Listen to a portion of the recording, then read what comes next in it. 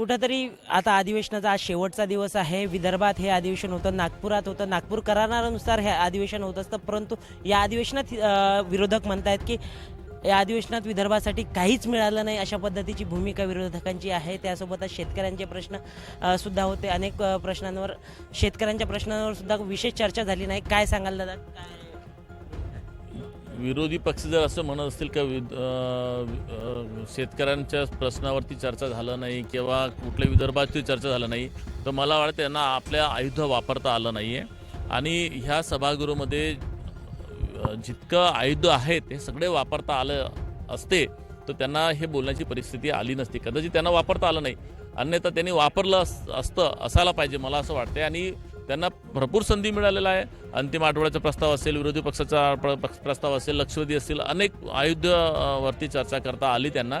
पण आता विरोधी पक्ष म्हणून ते विरोध करण्यासाठी बोलतीलच ते, परंतु नक्कीच विदर्भाचेच मुख्यमंत्री आहेत आणि विदर्भाला न्याय देण्यासाठी ते सक्षम आहेत. कुठेतरी विदर्भाचे मुख्यमंत्री जरी असले तरी विदर्भात यावेळेस विदर्भाला खरंच काही नाही मिळालं आहे असं बऱ्याच वेळा पाहिलं जातं. यावेळेस विदर्भासाठी काय मिळालं या अधिवेशनातून आपण काय सांगाल? नाही, तसंही बघा का निवडणूक झाल्यानंतर वर्षभर तर थोडंसं रुटीनमध्ये लागतंच. आता आमचे मागचे 22 ते 24पर्यंतचे जे कामं मंजूर केलेले आहेत त्या सगळे कामं कंप्लीट करणं आमची सगळ्यात महत्त्वाची प्रायोरिटी आहे. आणि सरकार ते सगळ्या कामांना निधी पहिले देऊन ते कामं गतीमध्ये आणण्याचा प्रयत्न करत आहेत. आणि अपेक्षा आहे की नवीन कामाला मार्चपासून सुरू होईल आणि आम्हाला अपेक्षा आहे की मार्चपासून आम्हाला भरीव निधी मिळेल. या अधिवेशनात विदर्भातील मुद्दे जे आहेत, विदर्भ वेगळ्याचा मुद्दा सुद्धा गाजला. कारण चंद्रशेखर बावनकुळे असतील, आमची भूमिका स्पष्ट आहे म्हणते. आपली काय भूमिका आहे विदर्भ वेगळ्याला घेऊन?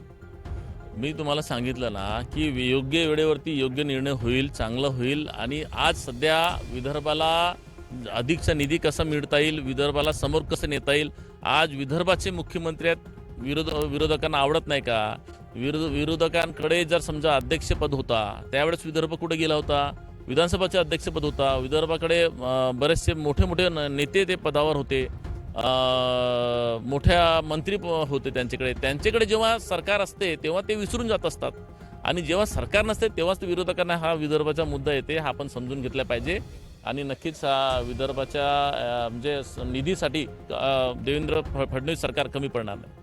कुठेतरी देवेंद्र फडणवीस सरकार विदर्भाच्या निधीसाठी कुठेतरी कमी पडणार नाही, अशा पद्धतीची भूमिका आमदार नरेंद्र बोंडेकर यांची होती. व्हिडिओ जर्नलिस्ट अतुल गवई सोबत ऋषभ बरकुंडे, LS मराठी, नागपूर.